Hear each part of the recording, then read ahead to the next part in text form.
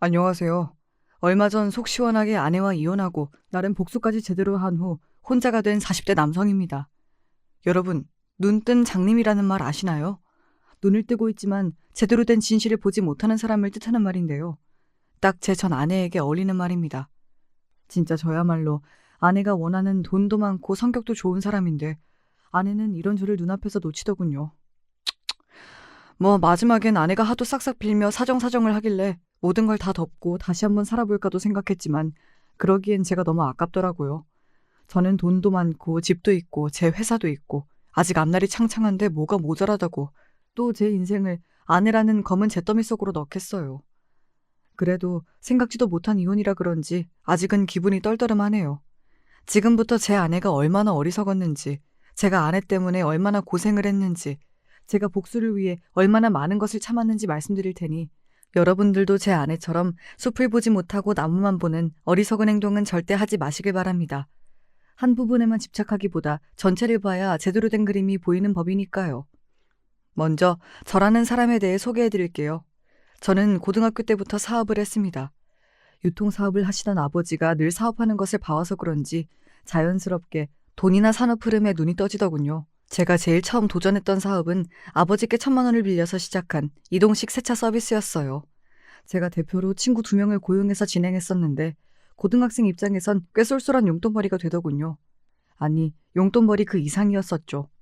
월 300 이상의 적금이 가능할 정도였으니까요. 그렇게 제가 어릴 때부터 사업에 성공한 사람인 줄 알았습니다. 하지만 몇 년 만에 아주 큰 문제가 생겼습니다. 사업이 제대로 적자가 난 것이죠. 큰 돈을 벌고 싶어 무리하게 사업을 확장시키고 직원을 늘렸는데 다른 경쟁업체가 많이 생기면서 가격 경쟁에서도 확 밀려나 버렸어요. 결국 이미 일은 키워놨는데 감당이 안 돼서 아버지께 도움을 요청하며 사업을 접게 되었습니다. 어릴 때부터 사업에 성공해서 선생님과 친구들 모두 저를 부러워했었기에 저는 제가 이렇게 망했다는 사실을 인정할 수 없었습니다.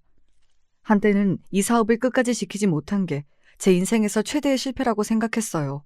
하지만 이후 더 큰 규모의 사업을 진행하고 아내와의 일도 겪으면서 이 일은 정말 아무것도 아니었다는 걸 깨닫게 되었죠. 결국 사업은 망했지만 이 경험은 저에게 정말 큰 도움이 되었고 이후 성인이 되어 제가 원래 하고 싶었던 IT 네트워킹 서비스 사업을 시작했습니다. 확실히 온라인을 기반으로 중간에서 사람을 연결해주는 사업이다 보니 세차 사업과는 다르게 시스템만 잘 만들어두면 사람도 많이 모이고 시간 절약도 되더군요. 정말 뿌듯한 건 시간이 지나니까 제가 예상한 대로 아주 기분 좋은 소식이 들리기 시작했다는 거예요. 성과는 정말 상상 이상이었습니다. 제가 만들어둔 네트워킹 서비스를 이름만 들어도 알 법한 대기업들에서 찾기 시작하여 직원 수는 100명까지 늘게 되었죠. 덕분에 저는 아주 큰 돈을 벌 수 있었습니다. 매출을 간단하게 얘기하자면 연매출이 약 30억에서 잘 나갈 땐 50억까지도 되었습니다. 어느 정도인지 아시겠죠? 물론 국내 대기업의 매출에는 못 미치지만 그래도 개인이 이뤄낸 성과로는 대단하다고 생각해요. 저는 20대 초반부터 이 사업을 운영하며 10년 정도 대표직으로 있었습니다. 당연히 돈도 많이 모았고 이젠 또 다른 사업을 해보고 싶다는 생각이 들었는데 마침 대기업에서 정말 좋은 조건이 들어와 회사를 매각하게 되었습니다. 이후 몇 년 만에 저에겐 여유가 생겼고 저는 돈은 충분했기에 이제 정말 새로운 경험을 해보고 싶다는 생각이 들더군요. 그때 제 눈에 들어온 것이 남들 다 하는 회사 생활이었습니다. 예전부터 책에 관심이 많았어서 책 유통 사업을 하는 회사에 들어가게 되었죠. 물론 대표로 근무하였던 이력은 일부러 기재하지 않았습니다. 어차피 회사에서 입사자의 배경 조사를 한다곤 하는데 막상 입사하니 아무도 제가 대표였던 사실을 모르더군요. 저도 알리고 싶은 마음은 없었기에 그저 조용히 회사를 다녔습니다. 제가 직원으로 있으니 직원들의 마음이 더 이해가 가더군요. 회식 자리도 확실히 제가 대표일 때보다 편했습니다. 그런데 제가 오랫동안 대표로 있다 보니 직원들의 안일한 태도에 답답한 마음이 생기는 경우도 많았어요. 결국 저는 회사에서 개념 없는 한 직원과 크게 부딪히고 말았습니다. 아, 진짜 일하기 싫다. 이 PPT 머리 좀 쓰면 1시간이면 끝나는데 그렇게 열심히 하면 너무 힘들잖아? 그냥 5시간 걸린다고 뻥치고 오늘 쉬엄쉬엄 해야지. 아니, 지금 회사 돈이라고 이런 식으로 일해도 되는 거예요? 진짜 개념이 없어도 한참 없으시네요. 당신 같은 사람 때문에 회사 성장이 더딘 거라고요. 이런 식으로 할 거면 그만두세요. 저기요. 뭔데 지적질이세요? 무슨 회사 사장님이라도 되세요? 진짜 어이가 없네. 안 그래도 회사 마음에 안 드는데 직장 동료가 무슨 대표 행세를 하냐고. 주제 파악 좀 하세요. 참나, 맞는 말 했더니 저에게 주제 파악이나 하라고 하더군요. 이런 개념 없는 직원을 보니 예전에 제가 운영하던 회사에서 골치 아팠던 직원들이 떠오르면서 확 짜증이 나더군요. 저 직원에게 제대로 훈수를 두려고 하던 그때 정말 예상치 못하게 이 싸움에 누군가가 끼어들었습니다. 저기, 두 분 싸우지 마세요. 희선 씨, PPT 저한테 넘겨주세요. 제가 빠르게 완성할 테니까 오늘은 좀 쉬세요. 그동안 프로젝트 큰 거 하셔서 과부하가 오신 것 같아요. 네, 이 대화가 아내와 저의 첫 만남이었습니다. 그때 아내는 다른 사람들과 다르게 계산적이지도 않고 늘 먼저 동료들을 도와주는 평화롭고 순수한 사람이었어요. 딱 봐도 집이 잘 사는 것 같진 않았는데 몇 마디 해보니 돈 욕심도 전혀 없는 것 같더군요. 저는 늘 사업을 했어서 저와 다른 이 사람을 보니까 신기하기도 하고 수수한 그 모습이 너무 아름다웠어요. 결국 제가 아내에게 오랜 고민 끝에 고백을 했고 그렇게 저희는 사내 커플에서 어느덧 부부가 되었습니다. 그렇게 아내와 결혼을 하고 아파트를 구해서 신혼생활을 즐기고 있었는데 저에겐 한 가지 늘 아내에게 미안한 부분이 있었습니다. 바로 아직까지 저에 대해 솔직하게 다 얘기를 못했다는 점이었어요. 나쁜 건 아니지만 제가 회사 대표였던 사실과 돈을 많이 가지고 있다는 사실들을 말하지 못했습니다. 당연히 아내한테 말을 해야 되고 제가 뭘 말하든 아내의 태도가 갑자기 달라지진 않는다고 생각하곤 있었어요. 하지만 그동안 사업을 하면서 제가 대표라는 사실이나 돈이 많다는 사실이 알려지면 회사에 취업을 시켜달라거나 돈을 빌려달라는 등 무리한 부탁을 하는 경우를 너무 많이 봤어서 자연스럽게 아내에게도 제 상황을 숨기게 되었습니다. 하지만 안 좋은 소식도 아닌 만큼 언젠가 때가 되면 모든 걸 이야기해 주려고 생각했죠. 그때는 아내가 제가 처음 봤던 계산적이지 않고 순수한 모습을 평생 유지할 것이라고 생각했어요. 하지만 제 예상은 생각보다 빠르게 완전히 빗나갔습니다. 그 이유가 뭔 줄 아시나요? 참 얘기하면서도 어이가 없는데 바로 옆집 사장 때문이 아닐까 생각합니다. 저희가 아파트로 이사를 오고 몇 달 후 옆집에 새로운 부부가 이사를 왔습니다. 집이 가깝기도 하고 네 사람 다 술을 좋아해서 함께 술도 먹으며 친해지게 되었죠. 옆집에 사는 남자분은 가구 제조업을 운영하는 작은 중소기업 사장이었습니다. 직원은 5명 정도 되는 것 같았어요. 옆집에 사는 여자분은 동네 필라테스 가게를 운영하고 있다고 하더군요. 아내는 옆집 부부에게 태어나서 처음으로 사업에 대한 자세한 이야기를 들으며 늘 신기한 듯 여러 가지 질문을 해댔습니다. 그럴 때마다 제가 굉장히 거슬리는 부분이 있었어요. 바로 옆집 사장님의 태도였죠. 아내와 저에게 계속해서 직장을 다닐 것이 아니라 꼭 사업을 해야 한다고 권유하더군요. 뿐만 아니라 각종 부업이나 투자에 대한 근거 없는 얘기를 계속해서 떠들었습니다. 저는 딱 봐도 저 말이 말도 안 되는 말이고 허세라는 걸 알았기에 무시했는데 아내는 진심으로 옆집 사장이 하는 말을 다 믿고 있는 것 같았습니다. 아내는 옆집 사장을 굉장히 존경하는 것 같았어요. 그러더니 어느 날 아내가 저에게 이런 얘기를 하더군요. 이 소리를 듣고 저는 처음으로 아내가 순수한 것이 아니라 멍청한 것은 아닐까 생각했습니다. 여보, 우리도 옆집 사장님처럼 살아야 되는 거 아닐까?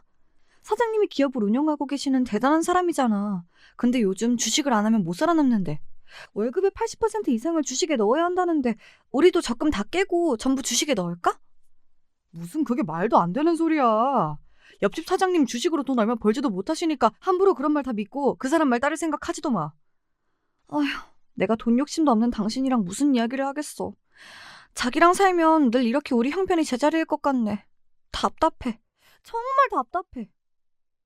참, 진짜 속이 터질 듯이 답답한 건 저였습니다. 옆집 사장님은 예전에 제가 사업할 때 운영했던 사업체보다 규모도 훨씬 작고 실제로 투자도 잘 못하는 사람이었어요. 근데 그 사람이 하는 이야기를 단지 기업의 대표라는 이유만으로 아내가 다 믿고 있었다니 제 입장에선 그저 놀라웠죠. 이 세상에 기업이 얼마나 많은데요. 길거리에 있는 음식점도 어떻게 보면 다 사업이잖아요. 대표라고 모두가 다 아내가 그렇게 우러러볼 만한 대표들은 아닌데. 하지만 저와 달리 늘 직장만 다녔던 아내가 세상 물정을 뭐 알겠어요. 옆집 사장이 대표라니까 아내는 모든 말을 다 따라야 된다고 생각하는 것 같았습니다. 사실 옆집 사장이 이상한 이야기를 해도 아내가 실행은 안 하겠지 해서 놔뒀었는데 어느 날 아내가 돌이킬 수 없는 사고를 쳤습니다. 여보, 큰일 났어. 내가 옆집 사장님이랑 요즘 자주 만나서 투자 이야기를 나눴는데 사장님이 곧 있으면 완전 오를 수밖에 없는 주식 종류를 나한테만 알려준다는 거야. 내가 그 말에 혹해서 사채업자에게 돈을 빌려서 주식 투자를 했는데 지금 계속 떨어지기만 하고 있어. 주식 오르면 당장 팔아서 사채 갚으려고 했는데 지금 몇 달째 모아둔 적금 깨서 이자를 갚다가 너무 힘들어서 당신한테 사실대로 이야기를 해. 여보, 미안한데 혹시 돈 있으면 나 돈 좀 빌려주면 안 될까? 자꾸 사채업자들이 연락해서 나 너무 무서워. 세상에. 주식을 한다고 사채를 쓰는 사람이 세상에 어딨나요? 이런 바보 같은 짓을 제 아내가 했을 줄은 몰랐습니다. 결국 저는 제가 가지고 있던 돈으로 사채업자들에게 돈을 갚아주었죠. 이후 아내에게 절대 옆집 사장과 둘이 만나지 말고 더 이상 이야기 듣지 말라고 신신당부했습니다. 아내도 알겠다고 하더군요. 이후로 옆집 부부와는 일부러 술자리를 가지지 않았습니다. 그런데 어느 날 옆집 부부에게서 정말 뜬금없는 소식이 들려왔습니다. 바로 옆집 부부가 이혼을 했다는 소식이었죠. 그리고 이 일은 나중에 저와 아내에게도 엄청난 타격을 가져왔죠. 사실 옆집 사장님의 부인이 마지막으로 짐을 챙겨 아파트를 떠나기 전 저희 집을 찾아왔습니다. 제가 깜짝 놀라 문을 열자 저에게 중요한 할 말이 있는 것처럼 보였어요. 하고 싶은 이야기가 있는지 물어보려고 하는데 아내가 옆으로 오자마자 말을 하다가 말더군요. 이내 아내가 떠나는 옆집 사장님 부인에게 마지막으로 주고 싶은 게 있다며 잠시 안방으로 들어가자 저에게 귓속말로 한마디를 하셨습니다. 제 남편과 아내분을 가까이 두지 마세요. 제 말 명심하셔야 할 거예요. 굉장히 뼈가 있는 싸늘한 경고처럼 들렸어요. 그러더니 저에게 자신의 폰번호가 적힌 메모지를 주고 가버리더군요. 분명 필요할 때가 있을 거라고 말했었는데 그때는 이 말이 뭘 의미하는지 잘 몰랐었어요.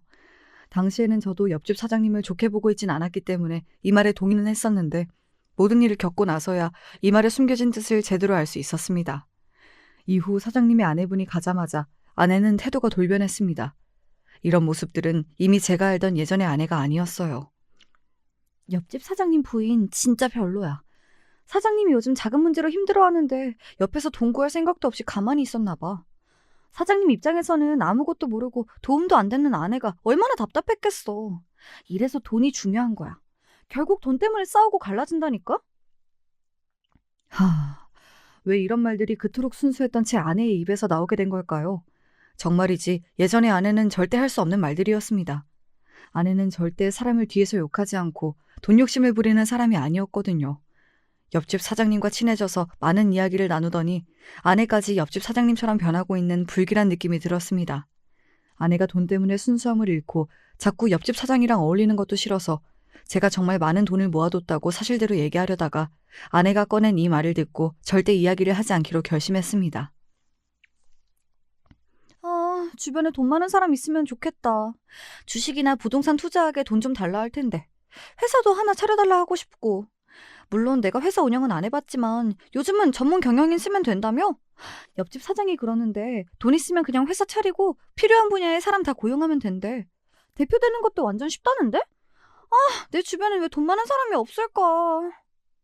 참 철없는 소리지요. 회사 운영이 그렇게 쉬울 리가 없지 않나요?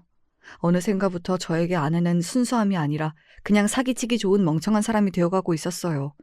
이후 아내를 제대로 공부시켜야겠다는 생각이 들어서 제가 회사 운영이나 투자에 대해 제대로 된 이야기를 해주었지만 아내는 제 말을 전혀 듣지 않았어요. 오히려 저를 완전히 무시했죠. 당신은 회사 운영도 안 해보고 돈도 많이 안 벌어봤잖아. 뭘 알겠어.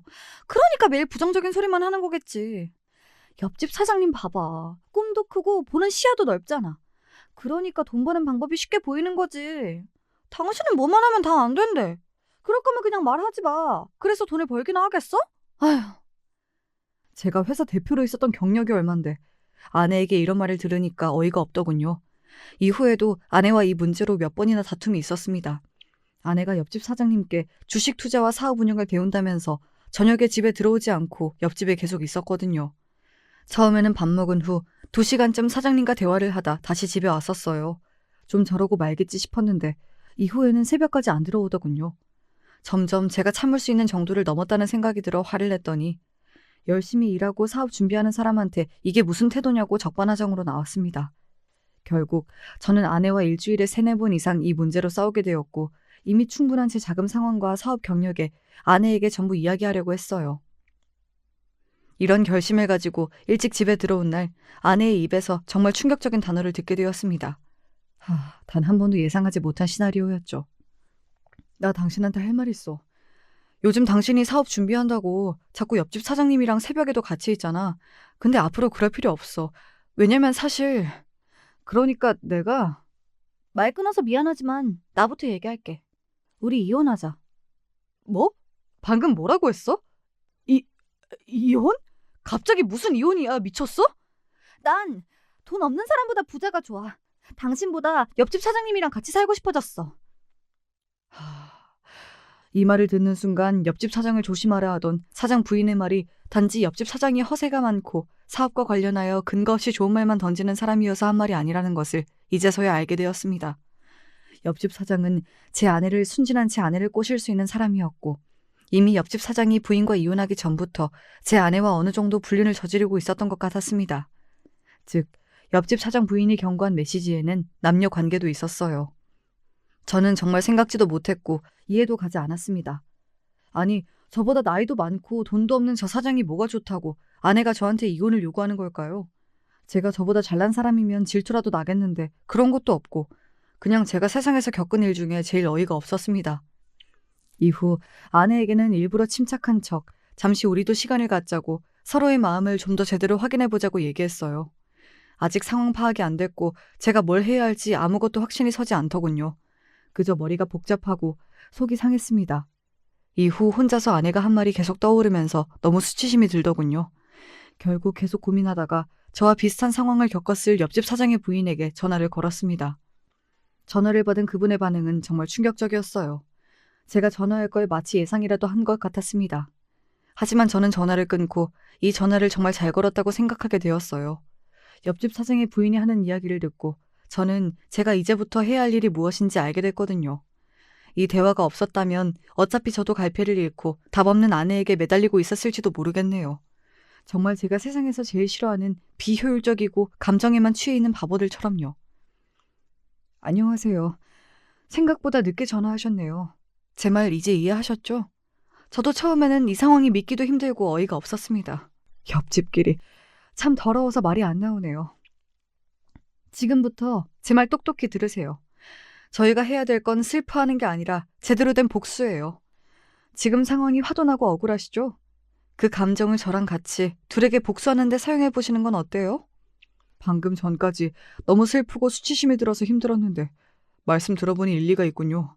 답 없는 저 둘한테 매달리고 슬퍼할 시간도 아까운 것 같아요. 복수가 제대로 된 답이죠. 그런데 어떤 식으로 복수를 해야 하죠? 좋은 방법이 있나요? 네, 당연히 있죠. 지금부터 해야 할 일을 알려드릴게요. 그렇게 저는 옆집 사장 부인과 힘을 합쳐 아내와 옆집 사장에게 복수를 하기로 했고 일은 속전속결로 진행되었습니다. 알고 보니 옆집 사장이 아내를 꼬드겨 불법으로 사업 자금을 횡령하고 있더군요. 옆집 사장의 부인은 경찰에 제대로 신고하기 위해 여러 가지 증거를 모으고 있었습니다. 저는 옆집 사장과 아내 몰래 사장이 운영하는 중소기업 직원들을 만나 더 많은 증거를 확보하기 위해 노력했습니다. 그러자 정말 말도 안 되는 핵심적인 증거들이 나오더군요. 그 작은 기업에서 할 수 있는 온갖 횡령은 다 한 듯 보였습니다. 참 뒤가 구린 놈이었죠. 옆집 사장이 회사의 재무관리도 함께 진행하고 있었기에 가능한 일이었습니다. 사장은 가짜로 여러 공급업체와 계약을 맺고 해당 업체에 돈을 지급한 것처럼 보이게 하여 실제로는 외국 계좌로 회사 자금을 보내고 있었더군요. 또한 있지도 않은 가짜 직원을 고용한 것처럼 꾸며 급여를 빼돌렸고 심지어 공급 자재의 원가를 부풀려서 그 차이까지 빼돌리고 있었습니다. 이 사실은 제가 옆집 사장 부인이 준 다양한 회사 자료를 바탕으로 직원 한 명 한 명과 깊이 대화를 하면서 알게 되었어요. 그렇게 옆집 사장이 사업 자금을 횡령한 증거를 모두 모아 경찰에 넘겨버렸습니다. 그러자 다음 날 아내가 기겁할 만한 일이 발생했습니다. 바로 경찰이 수색영장을 들고 아내와 사장이 있는 집을 급습한 것입니다. 사실 아내는 얼마 전부터 제 집을 나가 옆집에서 살기 시작했습니다. 저와 이혼은 하지 않은 채로 당당히 두 집 살림을 하고 있는 거였죠. 제가 일부러 침착하게 행동했더니 바보같이 뒤에서 무슨 짓을 꾸미는 줄도 모르고 이 모든 걸 이해해주는 줄 아나 봅니다. 그렇게 아내가 옆집에 있었어서 경찰이 오자마자 소리를 지르면서 경악하는 긴박한 상황이 다 들리더군요. 곧이어 경찰의 현실적이면서도 어이없는 질문까지 듣게 되었습니다. 아내와 옆집 사장의 신원을 확인한 경찰이 아내를 보고 대체 왜 옆집에 있는 거냐고 묻더군요. 아내는 불륜이 쪽팔린 것은 알았는지 말을 더듬었습니다. 그러자 옆집 사장은 경찰들에게 누가 이런 신고를 했냐며 다 허위 신고라고 자기는 아무 잘못 없으니 당장 나가라고 소리를 지르더군요. 저는 그 순간 무슨 생각이었는지 쾅 문을 열고 경찰들에게 얘기했어요. 안녕하세요. 저 옆집에 사는 이 여자의 원래 남편이자 사장님의 불법 사업 자금 횡령을 신고한 사람입니다. 경찰관님들, 날도 더우신데 정말 고생하십니다. 감사합니다. 제가 갑자기 이렇게 소리를 치자 경찰관들은 놀란 표정으로 저를 바라보았고 아내는 경찰관들의 눈치를 보더군요. 옆집 사장은 듣자마자 저에게 온갖 욕을 퍼부었어요. 그러게 처음부터 회사 자금 관리를 투명하게 잘 하셨으면 이런 일도 없었을 텐데 어리석고 불쌍하더군요. 이후 옆집 사장은 어떻게 됐을까요? 제가 예상했던 대로 구치소에 수감되었습니다. 여기서 정말 황당한 게 뭔 줄 아시나요? 옆집 사장이 구속되자마자 아내가 다시 저희 옆집인 저희 집으로 들어오더군요. 기가 차고 코가 찼지만 옆집 사장과 아내에게 제대로 복수를 하려면 아직은 아내가 필요했기 때문에 꼭 참았습니다. 그리고 오히려 이 기회에 아내를 완전히 제 편으로 만들어야겠다고 다짐했죠.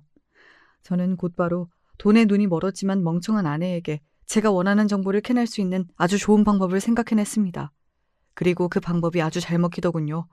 그러기 위해서 제가 먼저 아내에게 이 상황에 대해 사과를 건넸습니다. 아유, 답답한 나 대신 돈 많고 능력 있는 옆집 사장님이랑 새로 시작해보려고 당신이 용기를 냈을 텐데 왜 당신한테만 이런 일이 생긴대? 아참, 당신은 내가 이 상황을 만들었다고 오해할 수도 있겠구나. 우선 말없이 경찰에 신고해서 미안해. 근데 당신이랑 옆집 사장이 불법 자금 횡령한 걸 알고 있는 다른 사람들이 신고했다면 가지고 있는 모든 증거를 다 넘겨서 재판받을 때 더 불리했을 거야. 나는 당신이 많이 안 다쳤으면 좋겠어서 일부러 사람들한테 내가 신고하겠다고 말한 거라고. 우리가 갈라졌음에도 당신을 끝까지 위하는 내 마음이 잘 전달됐으면 좋겠다. 뭐야, 그런 거였어? 내가 또 당신을 오해했네. 고마워. 나라면 내가 엄청 미울 텐데. 당신은 끝까지 나 생각해주니까 내가 더 미안하다. 아, 옆집 사장이 절대 들킬 일 없을 거라 했는데 이게 어떻게 된 걸까? 다행히 경찰관들이 난 안 잡아갔는데 나중에 나까지 경찰서로 끌고 가는 건 아니겠지? 서류상으로는 당신이 안 들어가 있어서 당신이 직접적으로 피해보는 건 없을 거야. 그리고 당신이 피해를 보게 된다면 어떻게든 내가 도와줄게. 그래도 우리 한때 사랑했던 사이잖아. 사실 난 이 상황이 너무 속상해. 당신이 옆집 사장이랑 살아도 정말 잘 됐으면 좋겠거든. 그래서 말이야. 내가 당신을 돕고 싶어. 지금 상황으로는 사장님이 과징금이나 벌금 때문에 많은 돈을 잃거나 사업을 못하게 될 수도 있거든. 내가 어떻게든 알고 있는 사장님들한테 돈을 빌려서 당신이 옆집 사장님이랑 새로 사업을 시작할 수 있도록 돈을 마련해 줄게. 근데 그러려면 나도 지금 당신이랑 옆집 사장이 어떤 상황인지, 뒤에서 무슨 일을 하고 있는지 제대로 알아야 하거든. 지금부터 내가 묻는 거 전부 솔직하게 대답해 줄 수 있어? 정말? 당연하지. 나는 당신이 나 미워하는 줄 알았는데 아니었구나. 다행이다. 사실 당신이 돈은 없지만 너무 좋은 사람이라 내가 돈 때문에 옆집 사장님을 선택한 게 내 마음에 걸렸거든. 당신이 사업 자금만 지원해줄 수 있다면 난 뭐든 할 수 있어. 전부 물어봐. 역시 당신은 두뇌 회전이 참 빨라. 말 이해도 잘하고. 진작 사업을 했어야 되는데 내가 그런 사람이 아니어서 참 안타깝네. 먼저 옆집 사장이 불법 자금을 숨긴 해외 계좌랑 비밀번호를 다 나한테 알려줘야 하고 불법 장부가 있다면 그것도 날 보여줬으면 좋겠어. 이걸 다 알아야 내가 얼마나 필요한지 또 경찰이 닥쳤을 때 어떻게 해결할지도 얘기해줄 수 있거든. 옆집 사장은 내 말 안 믿을 것 같아서 나한테 이런 거 알려준다고 미리 얘기 안 했으면 좋겠다. 내 말 알아듣지? 그럼 일주일 내로 전부 정리해서 줄게. 정말 고마워. 돈 많이 벌면 당신도 줄게. 제 아내 참 순진한 건지 멍청한 건지 그렇게 저에게 모든 걸 순순히 알려주더군요.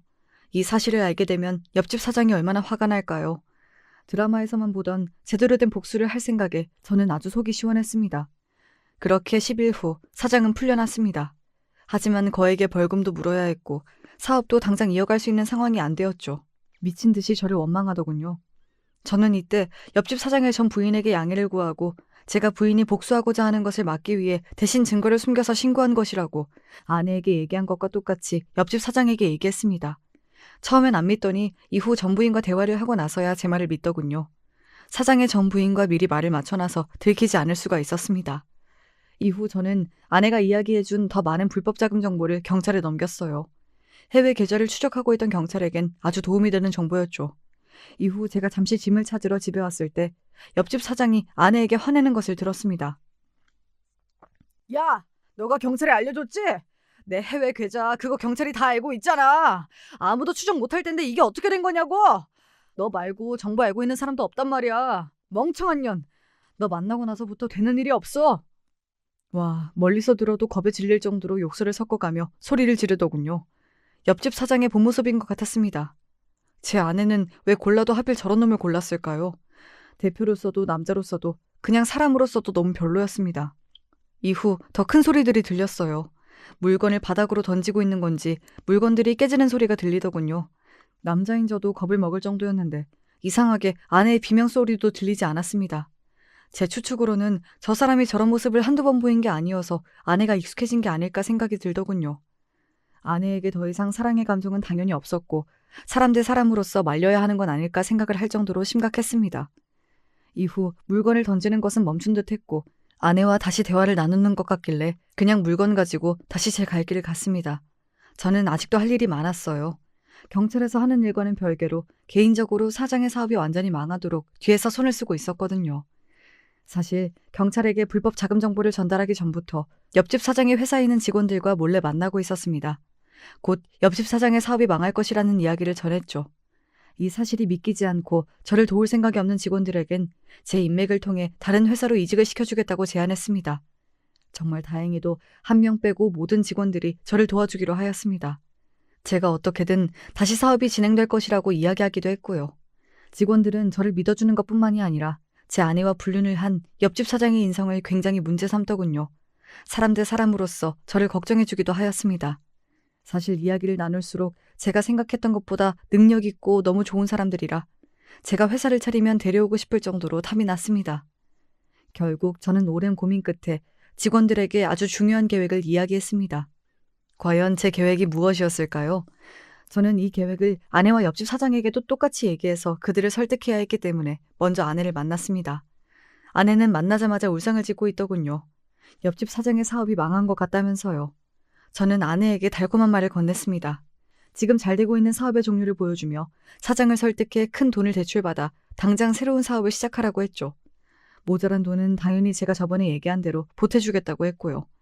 아내는 대출을 받아본 적이 없었기 때문에 처음엔 제 말을 거절했지만 제가 예전에 대출을 받은 것을 보여주며 사업을 안 하는 저조차도 대출을 받을 수 있다고 아내를 설득하니 알겠다고 했습니다. 결국 제 말이 잘 먹혔는지 아내는 그날 밤 문자를 보내왔습니다. 당신 말대로 사장님 설득해서 아주 큰 대출을 받았어. 나도 받고 사장님도 받았어. 사실 너무 큰 돈이라 불안하긴 한데 당신 말 믿고 하는 거니까 무슨 일 있으면 당신이 같이 책임져 줄 거지? 어? 저는 계속해서 아내를 안심시키고 이후 사업이 잘 될 수 있게 다양한 정보를 주며 도와주었습니다. 대신 아내에게 한 가지 조건을 걸었어요. 제가 사업 자금을 마련해주고 도와주는 대신 직원들에게 회사 지분을 일정 부분 주고 직원들을 모두 주주로 임명해달라는 것이었습니다. 옆집 사장은 이 말을 듣고 처음엔 제가 회사를 맘대로 하려 한다며 분노했지만 아내는 대주주는 옆집 사장이라는 말에 흔쾌히 동의하더군요. 이후 옆집 사장과 아내의 새로운 사업은 승승장구했습니다. 사실 저는 배가 아프지도 않았어요. 모든 게 제가 만들어 놓은 판이었기 때문이죠. 이 사업이 잘 되어야지 제가 원하는 걸 할 수 있었거든요. 사업이 어느 정도 안정되자 저는 아내에게 사업을 확장할 것을 제안했습니다. 이번에는 사업 자금을 대출 없이 제가 모두 제공하는 조건이었죠. 아내는 제가 아내에게 미련이 남은 줄 알더군요.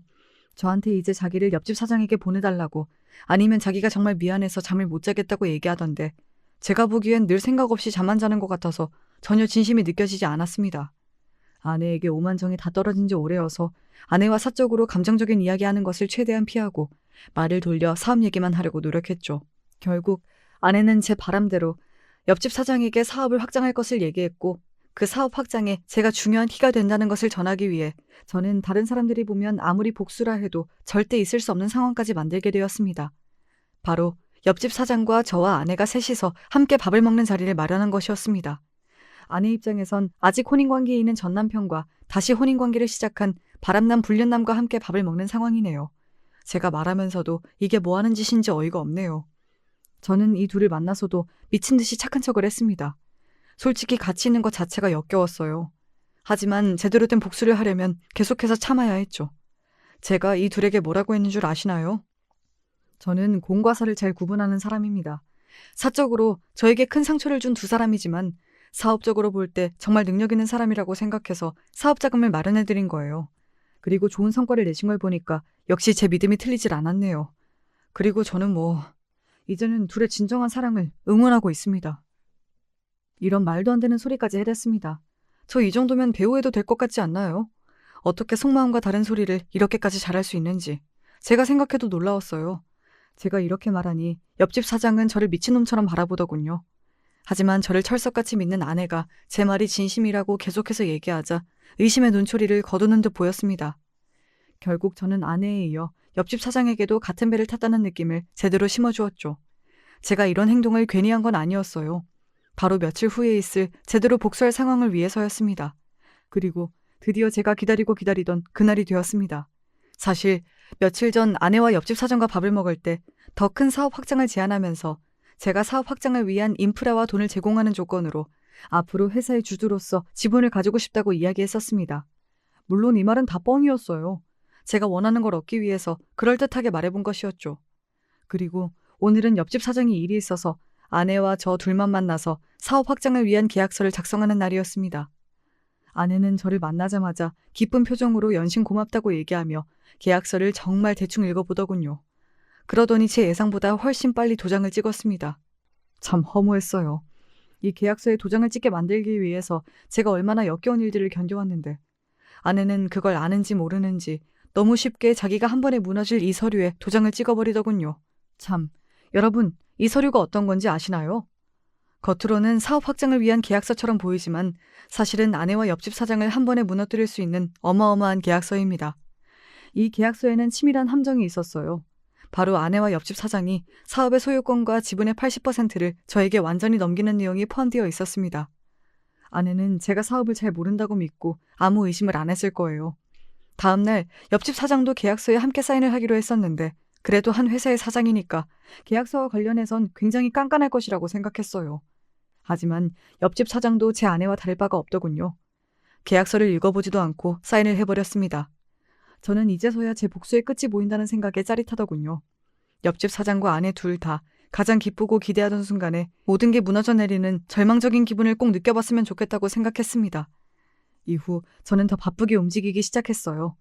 계약서에 도장과 사인을 받은 후 저는 사업체와 그에 속한 자산들을 즉시 제 명의로 이전하기 시작했습니다.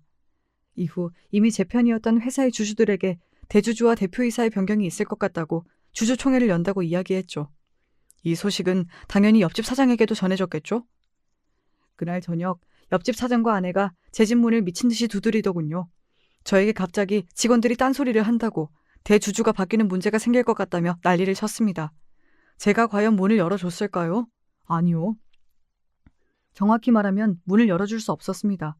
저는 다른 아파트로 이미 이사를 갔거든요. 그 집은 당시 집이 필요했던 제 친구에게 사용하라고 월세를 줬죠. 근데 그 친구가 워낙 몸집이 크고 멀리서 보면 꼭 건달 같은 이미지라 옆집 사장이 보자마자 완전히 쫄았다고 합니다. 이후 저는 옆집 사장과 아내의 연락을 모조리 씹었습니다. 더 이상 받아야 할 필요가 없잖아요. 전 원하는 걸 이미 손에 넣었으니까요. 그리고 며칠 후 드디어 제가 그토록 기대하던 주주총회 날이 되었습니다. 이날 그토록 기다렸던 제대로 된 복수를 할 기회였죠. 물론 주주라고 해봤자 7명 정도 있었지만 어쨌든 믿었던 도끼에 발등이 찍히고 모든 직원과 돈이 날아가는 기분은 제대로 느끼게 해줄 수 있지 않나 싶네요. 주주총회에 도착하자 아내와 옆집 사장은 얼굴이 사색이 된 채 긴장해 있더군요. 이후 둘은 저를 보면서 왜 전화를 안 받았냐고 소리를 쳤습니다.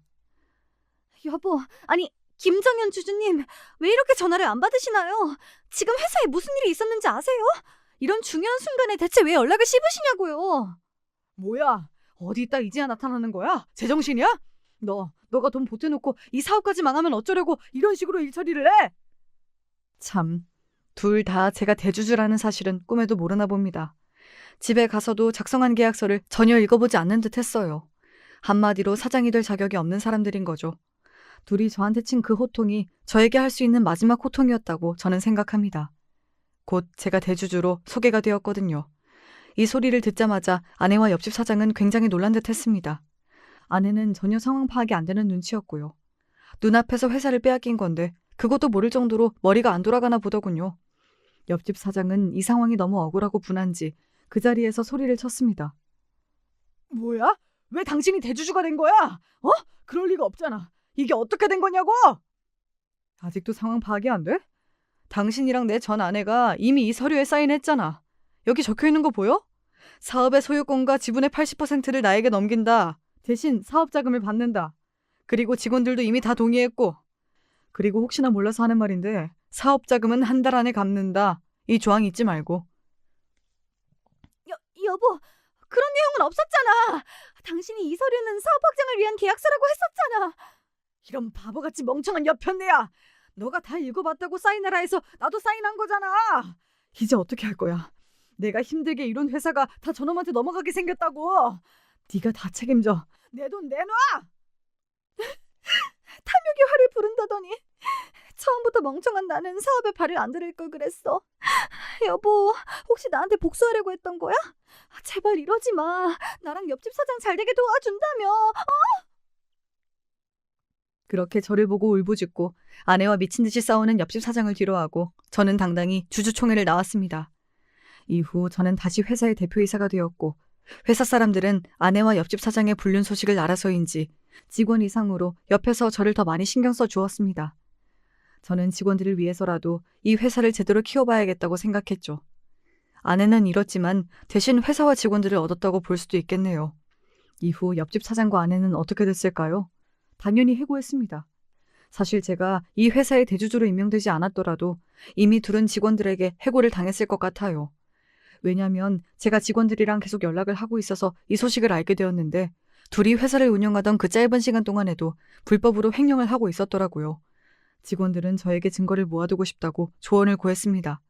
저는 서류를 복사해두고 USB 증거자료도 모조리 복사해두고 회의할 때 등은 꼭 녹취록을 켜두라고 얘기해줬습니다.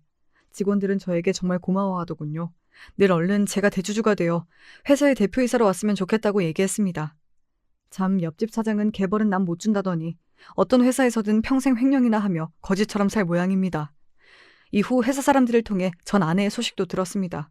안타깝고 씁쓸한 소식이더군요. 회사와 재산을 모두 잃고 알코올 중독에 빠져 살던 옆집 사장이 결국 아내를 수차례 폭행했다고 하네요. 이후 참다 못한 아내가 경찰에 옆집 사장을 신고했다고 합니다. 이후 제가 분실 사건으로 경찰서에 간 적이 있었는데 아내가 저를 찾았다고 얘기해 주더군요. 저기요, 어떤 식으로 폭행을 했는지 말씀을 해 주셔야 저희가 조사를 하죠. 저 사람이 폭행 사실을 자세히 얘기하면 저를 가만히 두지 않을 거라고 얘기했어요. 제가 그동안 일했던 월급도 아직 못 받았는데 돈도 안 줄 것 같단 말이에요. 저 그냥 제 전남편이 너무 보고 싶어요. 경찰관님도 제 전남편 아시죠? 저번에 옆집에서 제 원래 남편이 튀어나왔었잖아요. 옆집 사장을 만나면서 양심이 없어지더니 쪽팔림도 없어졌나 봅니다. 어떻게 저 앞에서 다시 제가 보고 싶다는 말을 꺼낼 수 있었을까요? 이 정도면 제 아내는 그동안 얼마나 저를 호구로 한 걸까요? 이후 옆집 사장은 실형을 받았다고 합니다. 아내의 몸에 멍이 들 정도로 폭행 증거가 심각해서 도저히 실형이 안 나올 수 없는 정도였다네요. 이후 둘의 관계는 제대로 막을 내렸다고 들었습니다. 제가 이 소식을 들은 후에 회사 직원들의 선물을 사기 위해 백화점에 들른 적이 있었습니다. 그동안 직원들이 정말 열심히 해줘서 명품을 하나씩 사주려고 하던 참이었어요. 그런데 그 순간 익숙한 얼굴이 보이더군요. 바로 다시는 못 볼 줄 알았던 아내를 백화점에서 만난 것이었습니다. 아내의 몰골은 예전에 제가 반했던 그 모습이 아니었어요. 초췌하기 짝이 없었죠. 제가 명품을 살 동안 백화점에서 청소일을 하고 있더군요. 그냥 지나치려 했는데 아내가 깜짝 놀라며 저를 불렀습니다. 손에 있는 거 뭐야? 명품이야? 요즘 내 회사, 아니 당신 회사가 그렇게 잘 되나 봐? 당신 명품 같은 것도 돈 무서워서 못 사는 줄 알았는데 세상에 이걸 10개씩이나? 와... 참, 명품 사는 제 모습이 낯설었던 모양이에요. 그러자 저는 아내가 더 깜짝 놀랄 만한 것을 보여주었습니다. 백화점에서 일하는 아내는 이걸 바로 알아보더군요. 바로 일정 금액 이상 쓴 사람만 가질 수 있는 백화점 VIP 등급 카드였습니다. 아내는 이 카드는 VIP 등급 카드의 옛날 버전이라면서 대체 어떻게 이 카드를 갖고 있냐고 묻더군요. 저는 더 이상 아내에게 단 하나의 온 정도 베풀 생각이 없었기 때문에 처음이자 마지막으로 사실을 얘기해 주었습니다. 내가 이 카드를 가지고 있을 수 있는 건 처음 당신을 만나기 전부터 이 카드를 쓸 만큼 돈을 잘 벌었기 때문이지. 몰랐나 본데 난 당신이 들으면 알만한 IT 서비스 기업의 대표이사였고 이미 평생 살 수 있을 정도로 많은 돈이 있어. 당신이 날 배신하고 간 그 옆집 사장과는 비교도 안 될 만큼 큰 회사와 많은 돈이지. 뭐? 그게 정말이야? 그럼 내가 다니던 회사는 애초에 왜 들어온 거야? 회사를 원하는 금액에 매각하고 새로운 일을 해보고 싶더라고. 잠시 동안 부담 없이 회사에 다녀보고 싶기도 해서 직원으로 들어가게 됐지. 하지만 난 늘 새로운 사업을 하려고 했고 어떤 걸 할지 구상 중이었어. 사업을 시작하면 당신을 사장 자리에 꼭 앉혀주고 싶었는데 당신이 그 복을 뻥 차버렸잖아. 그치? 참 아쉽네. 옆집 사장이랑 돈 때문에 바람만 안 났어도 지금 당신 여기서 이러고 있지 않을 텐데. 뭐? 그게 정말이야? 돈이 있었으면 진작 이야기를 하지. 그럼 이런 일도 애초에 없었을 거 아니야. 여보, 나 그동안 참 어리석었다, 그치? 사실 내가 많이 반성하고 있었는데 당신한테 늘 미안해서 연락을 할까 말까 망설였거든. 이왕 만났으니까 염치 없어도 이 말을 꼭 해야 할 것 같아. 있잖아. 나 한 번만 용서해주면 안 될까? 내가 너무 어리석었어. 당신같이 돈 많고 뛰어난 능력을 가진 착한 사람을 못 알아보고 폭력적이고 불법이나 저지르는 늙은 옆집 사장이랑 바람이 나다니 내가 잠시 돌았었나 봐. 여보, 사실 그동안 당신도 나 속인 거잖아. 내가 그거 다 용서해 줄 테니까 다시 나랑 잘해보면 안 될까? 자기 주제도 모르고 저한테 무슨 소리를 하는 건지 참 어이가 없더군요. 결국 저는 아내가 더 이상 미련을 못 가지도록 깔끔하게 한마디 했습니다. 참나, 영화를 얼마나 많이 본 거야? 너가 나 같으면 너랑 다시 만나겠냐? 꿈 깨. 이후 아내의 표정을 봤는데 정말 충격을 받아서 아무 말도 못하고 있더군요. 뭐 자기가 저지른 일이니까 대가를 치러야죠. 마지막으로 아내에게 10만 원을 쥐어주고 나왔습니다. 제가 베풀 수 있는 마지막 온정이었던 것 같네요. 이렇게 보면 사업보다 결혼이 더 힘든 것 같아요. 저는 결혼도 사업처럼 잘 풀릴 줄 알았는데 사업을 잘하고 돈을 잘 벌어도 결혼까지 성공하는 건 아니더라고요. 지금도 제가 어떻게 했어야 결혼이 성공할 수 있었는지 아무리 생각해도 모르겠습니다. 그리고 이번 일로 같은 아파트에 살더라도 남녀 관계는 정말 모르는 일이니 앞으로는 주위 사람들과 적당한 선을 유지해야겠다는 생각도 들었습니다. 영화에서도 보면 옆집, 앞집, 이웃집에서 불륜을 하는 경우가 많잖아요. 그런데 뭐 그게 제 일이 될 줄 알았겠습니까? 정말 어쩌다가 옆집 잘못 만나서 별의별 생고생을 다 했네요. 근데 또 생각해보면 모든 게 다 옆집 탓은 아닌 것 같아요. 제 전 아내는 옆집 사장이 아니라 다른 사람을 만났더라도 또 돈이나 다른 거에 혹해서 바람을 폈을 것 같거든요. 그냥 빠르게 멍청하고 어리석은 사람 걸은 거라고 생각하려고 합니다. 그동안 너무 많은 일들이 있었는데 앞으로는 사업에 집중하면서 더 저를 위해서 살아보려고 합니다. 이야기 들어주셔서 감사해요. 그럼 여러분도 좋은 하루 되세요.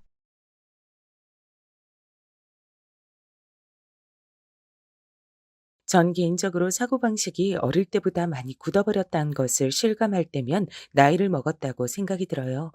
어렸을 적엔 뭘 배워도 빨리 배웠고 새로운 것을 곧잘 눈에 담았고 상상력도 제법 풍부했었는데 나이가 들면 들수록 그런 부분들이 느려지기도 하고 때로는 편협해지는 듯 싶기도 하네요.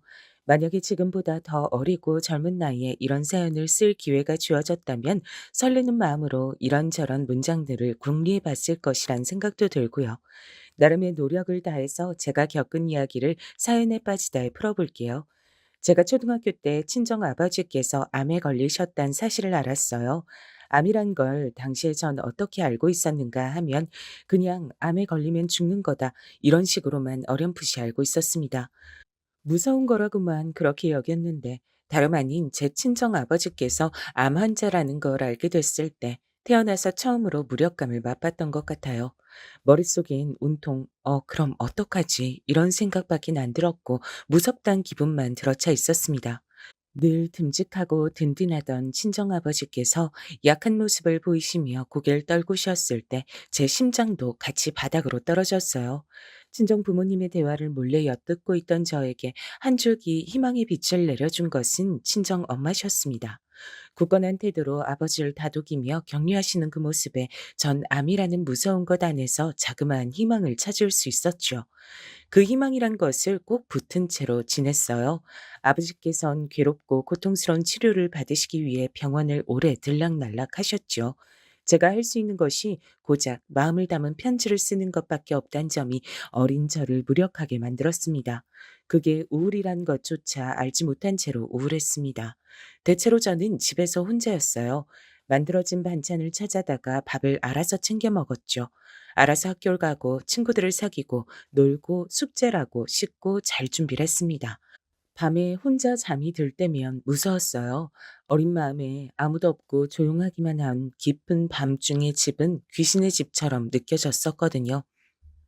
그래서 소원을 담은 종이학을 접고 또 접다가 지독한 수마가 덮쳐와서 스르르 잠에 드는 것을 택하곤 했습니다.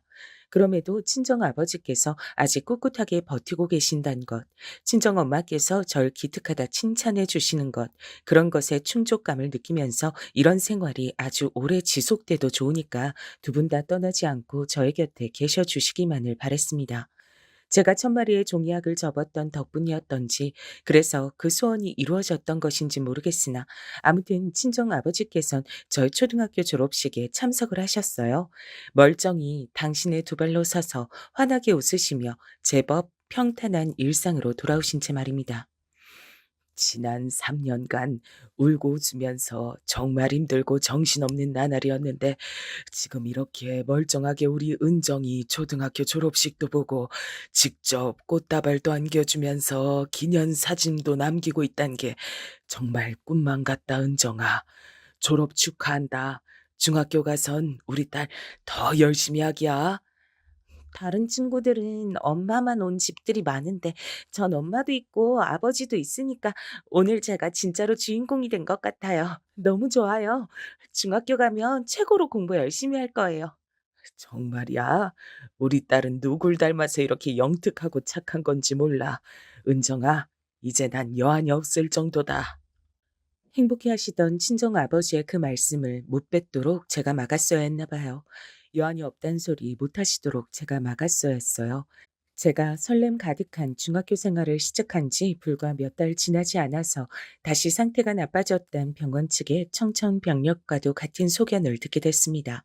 아버지께선 크게 절망하셨고 엄마께선 꼿꼿하게 괜찮아, 이겨낼 수 있어 이런 말씀만 반복해서 하셨어요.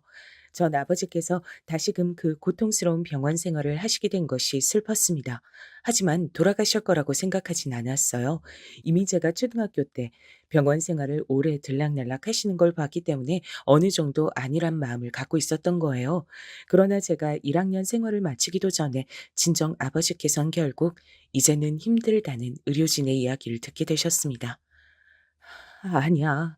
이대로 끝낼 순 없어. 이대로 당신 보낼 순 없어. 마지막까지 뭐라도 해봐야 돼. 당신 절대 포기하지 마.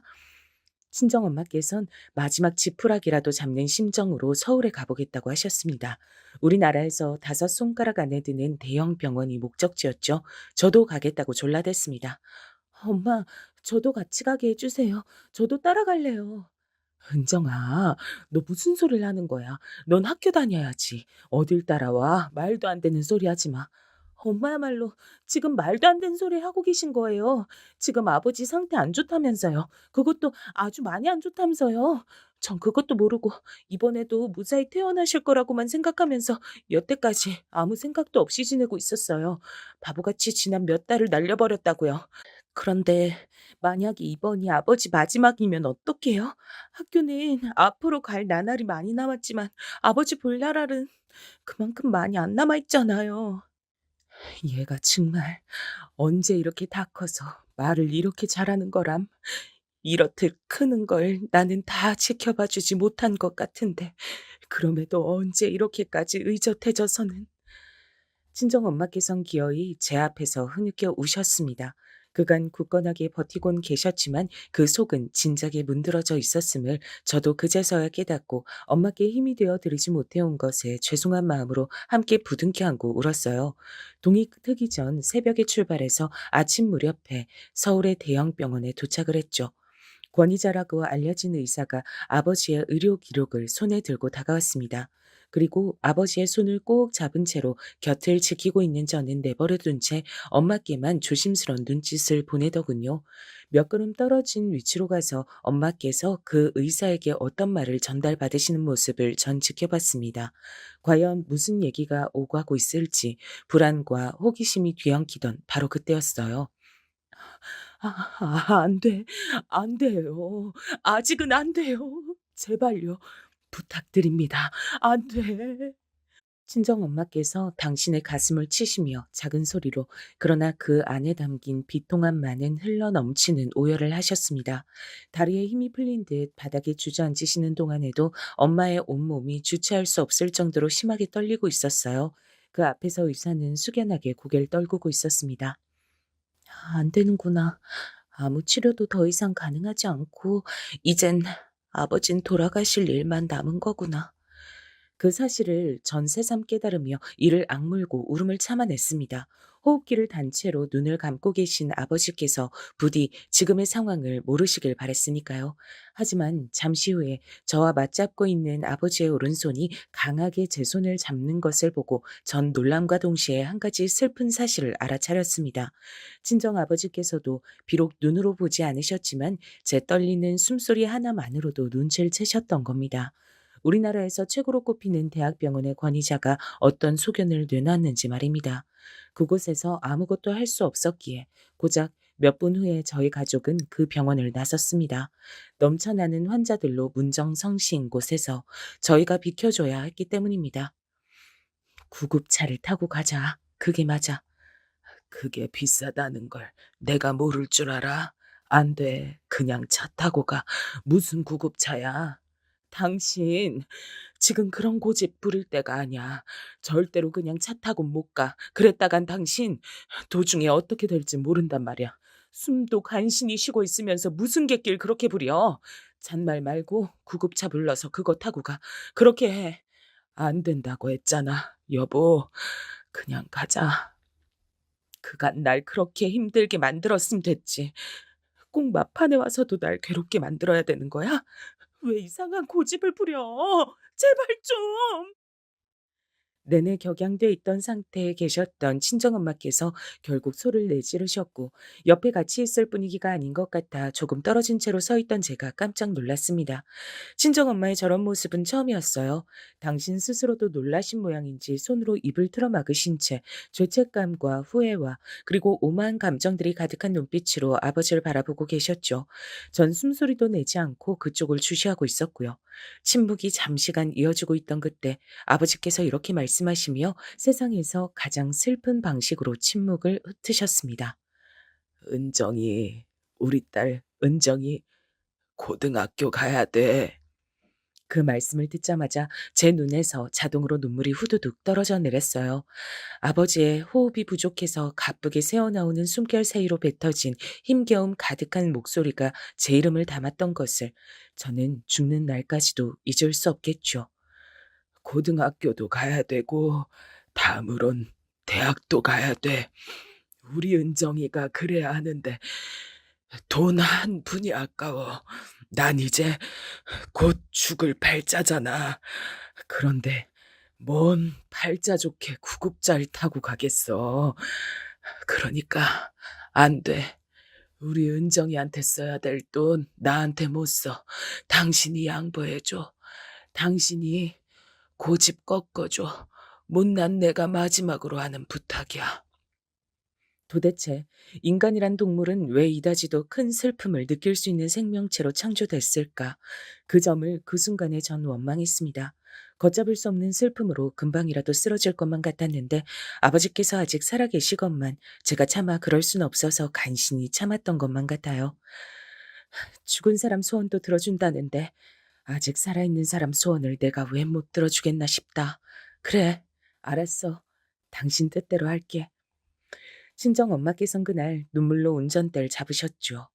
휴대용 호흡기 하나만 달랑 가지고서 친정 아버지께선 조수석에 타신 채로 가셨고 전 뒷좌석에서 울음을 참느라 정신이 없었습니다. 살던 지역의 병원 앞, 거기에 딱 도착하자마자 아버지께선 고통을 호소하셨어요. 응급실에서 의료진들이 전부 뛰쳐나오고 엄마께서 엉엉 우시면서 옮겨지는 친정아버지를 바라보시고 그 모든 것들이 비현실적으로 느껴졌습니다. 여보, 나 떠나고 나면 한 가지만 약속해줘. 꼭 잘 돌보면서 살아주기야. 우리 은정이? 그래, 알았어. 우리 딸 은정이 내가 꼭 잘 돌봐줄게.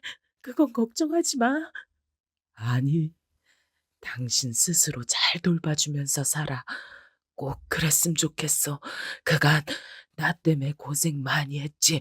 나 돌보느라 정작 당신 자신을 못 돌봤지. 너무 미안해. 그러니까 이제는 당신 스스로 돌보면서 살아줘. 은정이는 내가 돌볼 테니까 내가 저승에서 눈 부릅뜨고 우리 딸 지킬 거니까 우리 딸은 나한테 맡기고 당신은 꼭 당신 인생 챙기면서 살기야. 알았지? 약속해줘. 마지막 순간에 정말 기적이라고 밖엔 설명이 안 되는 일이 벌어졌어요. 비록 가쁜 숨을 내쉬긴 하셨으나 아버지께서 말씀을 잊고 계셨습니다. 불과 1분 전까지만 해도 숨이 꼴깍 넘어가서 이대로 돌아가시는 줄로만 알았거든요. 의료진이 다 놀라서 쳐다보고 있었어요. 저는 정신없이 울면서 아버지의 손을 붙잡아 드렸습니다. 엄마께선 눈물을 흘리시며 환하게 웃으셨어요. 알았어. 약속할게. 나 있지? 당신 정말 사랑해. 처음부터 지금까지 한순간도 사랑 안 한 적이 없었어. 이제 편히 떠나도 돼. 이제는 편히 쉬어. 친정엄마의 말씀을 들으시자마자 아버지께서 바로 숨을 거두셨어요. 마치 마지막 순간을 위해 신이 저희 가족에게 인사를 나눌 시간을 허락했던 것 마냥 단번에 호흡이 끊겨서 아버지께선 그대로 떠나셨습니다. 정말 많이 울었죠. 하지만 절 끝까지 생각해 주시고 사랑해 주신 아버지의 따스한 마음이 제 안에 남아 있어서 마냥 괴롭지만은 않았습니다. 그리고 저에겐 엄마께서 계셨으니까요. 몇 달이 지나고 나서야 엄마와 깊은 대화를 나누다가 알게 된 사실인데 서울의 대학병원에서 의사에게 들으셨던 정확한 말은 환자분은 지금 당장 돌아가셔도 이상하지 않을 상태였다고 합니다. 구급차도 아니고 일반 차를 타고 무사히 사는 곳 지역까지 돌아온 것부터가 기적이었던 거예요. 그리고 친정엄마께서 마지막에 환하게 웃으셨던 것은 아버지께서 인생의 마지막 순간에 보시는 모습이 당신의 웃는 얼굴이었으면 좋겠단 마음으로 그러신 것이라고 했어요. 전 중학교 2학년이었고 광란의 사춘기를 맞이해서 멋대로 엇나가는 친구들이 학교에 제법 많았습니다. 가출하는 친구도 있었고 부모님과 절연할 기세로 싸워서 집안이 개판 상태인 친구들도 몇 했죠. 모든 집이 화목한 게 아니며 또 모든 부모가 자식을 위하며 사는 게 아니란 것을 그때 알았습니다. 비록 아버지께서 가슴 아프게 제 곁을 영영 떠나셨다고 하더라도 전 행복한 아이니까 제 인생을 소중하게 여기며 살아가야겠다는 생각이 들었어요. 절대 엇나가지 않을 것을 저 스스로에게 다짐했습니다. 저희 집의 형편은 썩 좋지 못했어요. 정확히 사정이 어떤 정도인지 저희 엄마께서 저에게 알려주지 않으셨고 저도 대놓고 여쭤볼 엄두가 안 나서 몰랐다가 고등학교에 올라가면서 알게 됐습니다. 그 시점에 빚이 약 3천만 원 정도가 있었어요. 엄마께서 지난 2년간 부지런히 일을 하셨으니 원래는 빚의 금액이 더 컸다는 것을 쉬이 짐작할 수 있었습니다. 몸이 아프면 그것으로 끝이 아니라 여러모로 힘들어지는 거구나. 금전적인 부분도 무시할 수 없는 거구나. 난 아버지가 편찮으신 것만 생각하느라 돈이 나가는 것을 생각해 본 적이 없었어. 너무나도 당연한 거였는데 내가 그런 걸 고려를 못 해봤네. 그동안 엄마가 많이 애를 쓰면서 사셨던 거야. 제가 너무 그간 생각하는 게 짧았던 것 같아서 엄마께 죄송스러웠습니다. 하지만 엄마께선 절 향해 결코 죄책감 같은 걸 갖지 말라고 하시며 기운 넘치는 웃음을 지어주셨어요. 나는 하루하루를 행복하게 살 거야. 그걸로 족하는 게 내 인생인데 그까지 빚 갚는 게 뭐 힘들고 어렵다고 그러겠니? 은정아, 난 있지. 비록 빚 갚느라 거의 다 써버릴지언정 일 다니면서 돈 버는 것도 감사하고 이렇게 사랑하는 딸과 함께 시간 보낼 수 있음에 감사하단다. 이 세상에 감사하지 못할 일이 없어. 엄만 그러면 제가 공부를 못하는 것도 감사할 일이라고 생각하세요? 감동이 차오르자 전 괜스레 장난스러운 질문으로 분위기를 옮겨갔었죠. 그러자 친정 엄마께서 맞장구를 쳐주셨습니다. 어이쿠, 글쎄, 그건 감사하기엔 애매하다고 해둘까? 우리 딸, 건강하기만 해라. 공부 잘하는 건 바라지도 않아. 그런 건 애저녁에 포기했어. 아, 엄마, 포기하신 건 너무하잖아요. 장난스레 티격태격했지만 제가 공부를 썩 못하는 건 진짜였습니다. 제가 간신히 꽤 이름 있는 인문계 고등학교에 진학을 하긴 했는데 공부머리가 부족했어요. 제 스스로의 깜냥을 알았다고나 할까요? 서울의 명문대에 떡하니 들어갈 수만 있다면 얼마나 좋을까 이런 생각을 하며 아쉬워졌습니다. 엄마, 저는 좀 이상한 것 같아요. 집에 힘든 일을 겪거나 뭐 그런 경우엔 죽기 살기로 공부해서 명문대 들어가고, 그래서 인생 꽃 피우고 집안 일으켜 세우고, 대체로 그러는 거 아니에요? 그런 사람들 많잖아요. 근데 전 왜 안 될까요? 세상 돌아가는 것에 제가 발을 못 맞추나 봐요. 은정아, 그런 사람들이 얼마나 되겠어. 원래 알려지는 얘기들은 전부 다 승자의 시점에서 쓰여지는 얘기들 뿐이야. 1%나 될까? 혹은 크게 잡아봤자 10% 정도가 유난을 떠는 거야. 나머지 80%는 평범함이라는 단어 아래 몸을 아늑하게 숨기면서 살아가. 정말이에요?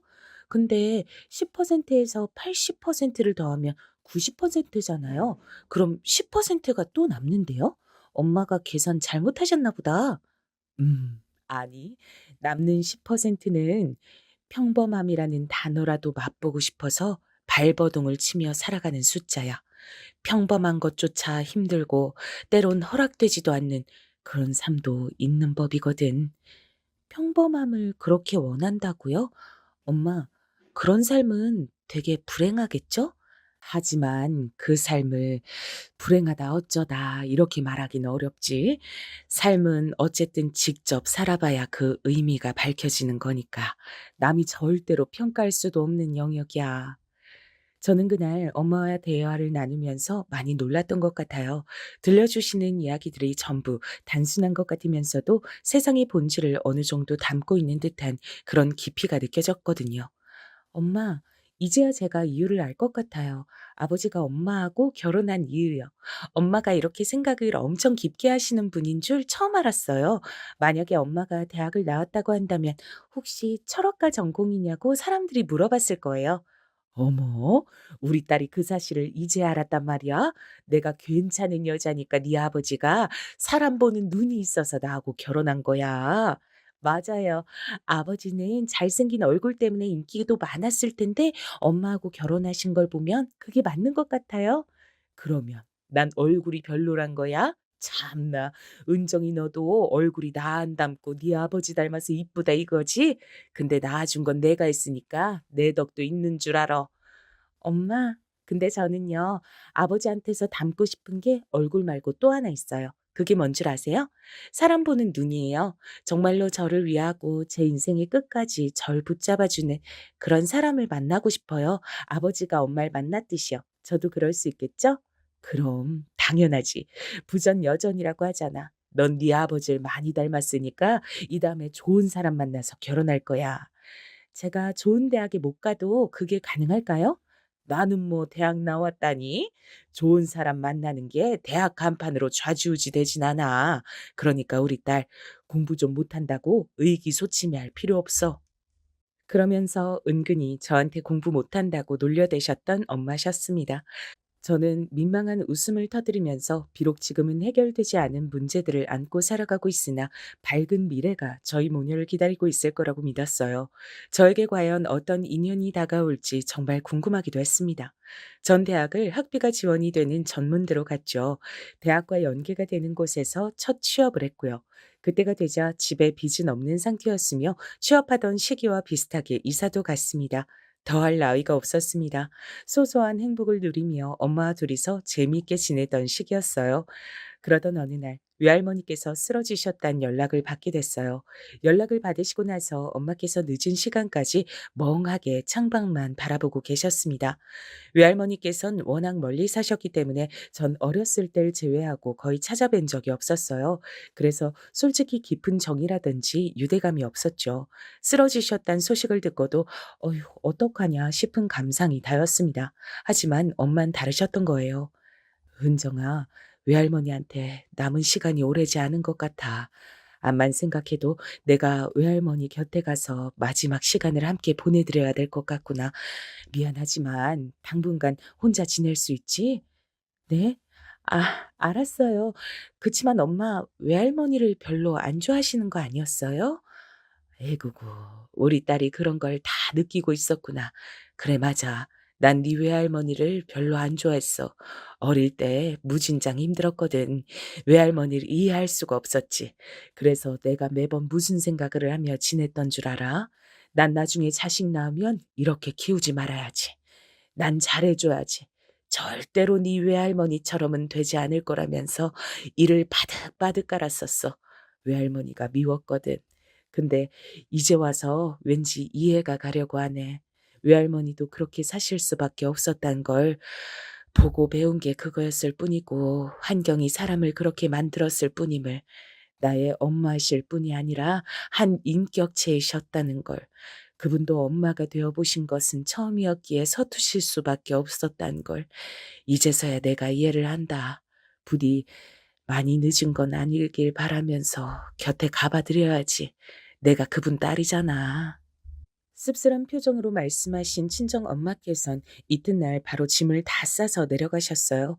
저는 이유 모를 우울감에 취해버렸죠. 그때 알았습니다. 어렸을 적 아버지께서 투병 중에 계셨을 때 제가 느꼈던 것은 우울이라는 것을요. 그게 우울이었던 거예요. 그걸 깨닫자마자 고독마저 찾아왔는데 그런 때에 절 향해 내리쬐는 햇살이 있었습니다. 바로 남편이었어요. 사람은 자신이 힘들 때 내밀어진 손길을 잊을 수 없다고 하죠. 저에겐 남편이, 남편에겐 제가 그런 손길의 주인공이었습니다. 남편은 대학을 4년제로 나와 나름 전망도 있고 안정성도 높은 직장에 다니고 있었어요. 그런데 개인적인 인간관계 문제로 무척 심적인 방황을 하고 있었고 절 만나서 많은 위안을 받았다고 합니다. 희한한 일이었죠. 제가 한 것이라곤 남편에게 위로를 받은 것뿐이었거든요. 전 받기만 했거늘 남편은 제가 주기만 한 사람이었다고 했습니다. 아버지, 하늘에서 보고 계세요? 저 이 남자하고 결혼하고 싶어요. 제가 기다려온 인연이 바로 눈앞에 있는 이 사람 같습니다.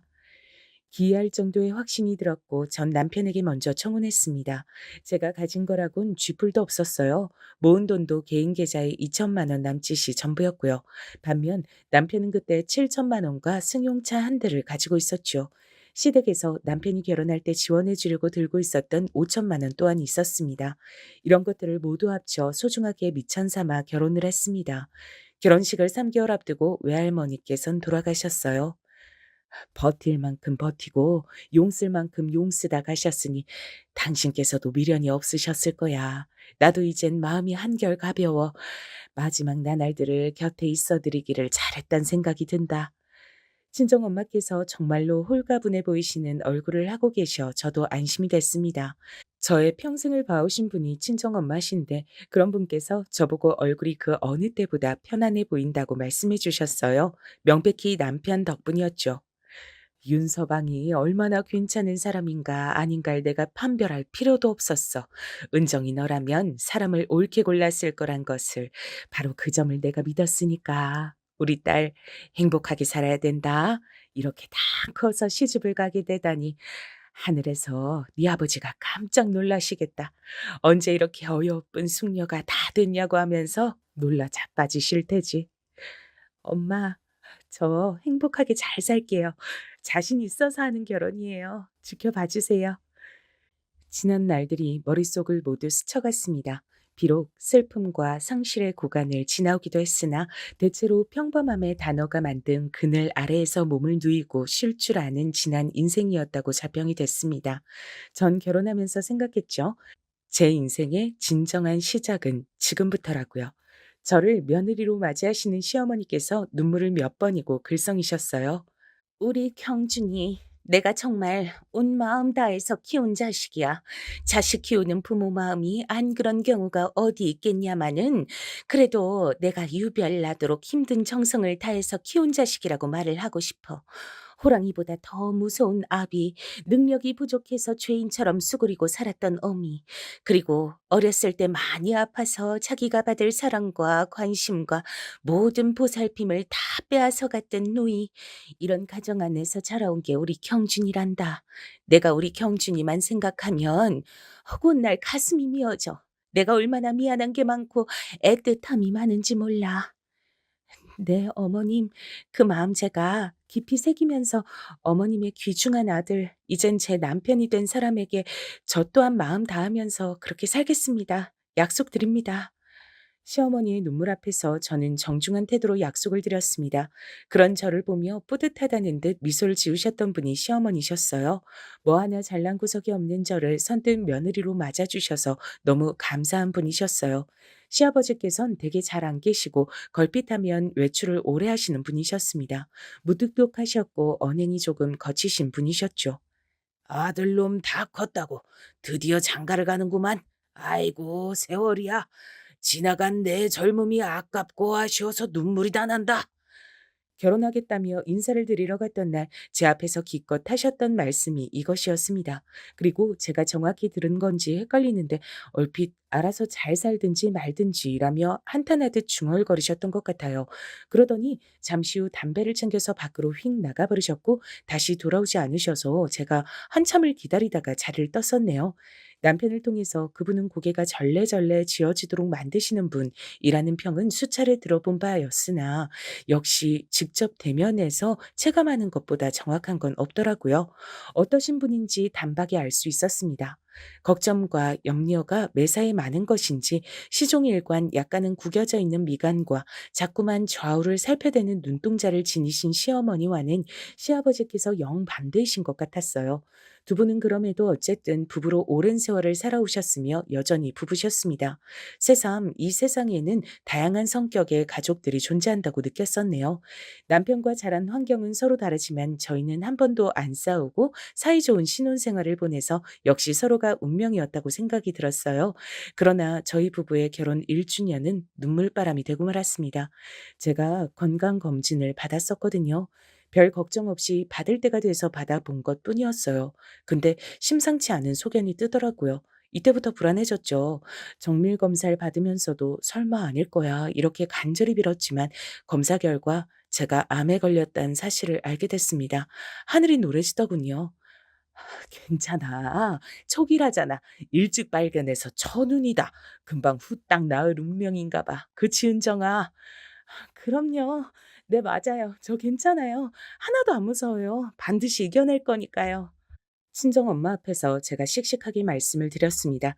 안심을 시켜드리고 싶어서 웃는 얼굴로 엄마를 꼭 안아드리기도 했고요. 하지만 바로 얼마 뒤 결혼 1주년이 된 날이라고 기념으로 차린 식사상 앞에서 전 펑펑 울고 말았습니다. 남편을 붙잡고서 눈물 콧물을 다 쏟아내고 말았어요. 사실 무서웠습니다. 괜찮지가 않았어요. 암이란 것 자체가 끔찍한 공포였습니다.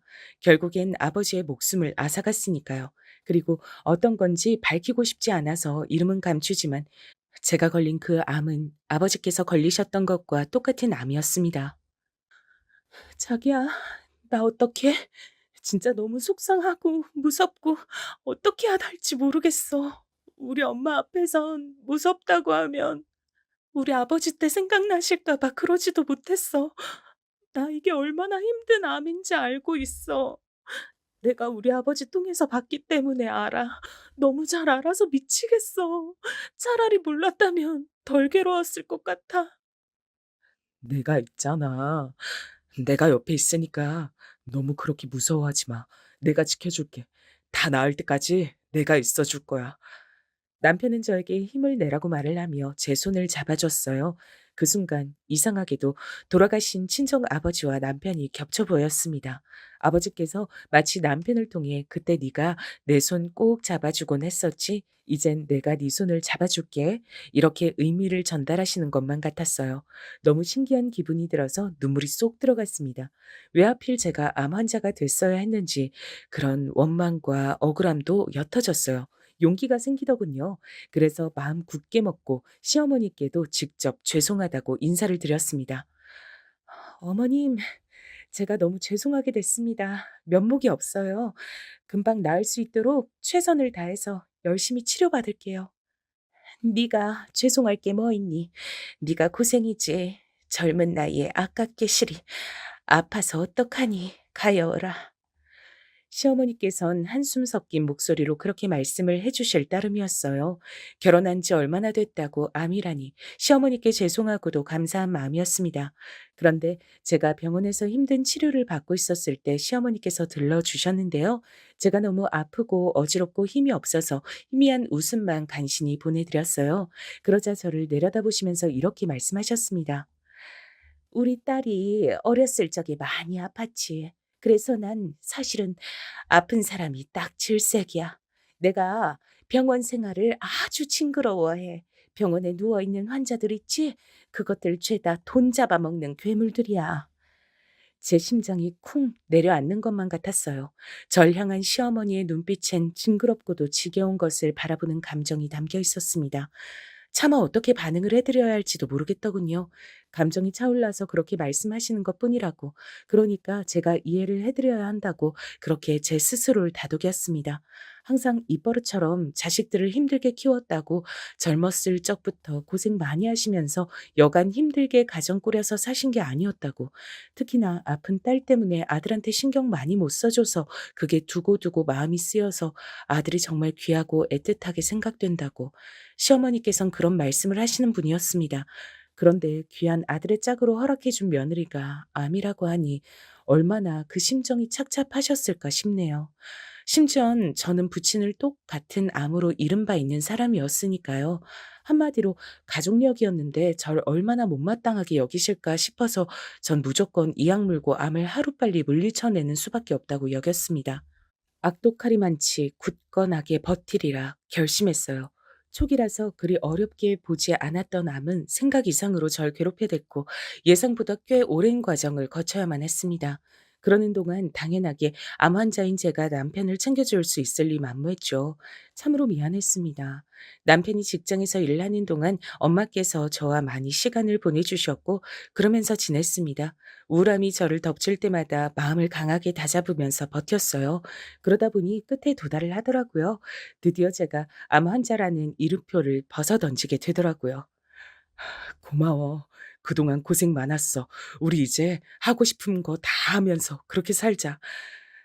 누가 할 소리를 하고 그래. 나야말로 고마워 자기야. 그간 정말로 고생 많았어. 내가 아프고 괴로워서 올 때도 자긴 꿋꿋하게 날 다독여 주었지. 전부 다 자기 덕분이야. 앞으로 나 더욱 보람되게 살아볼 거야.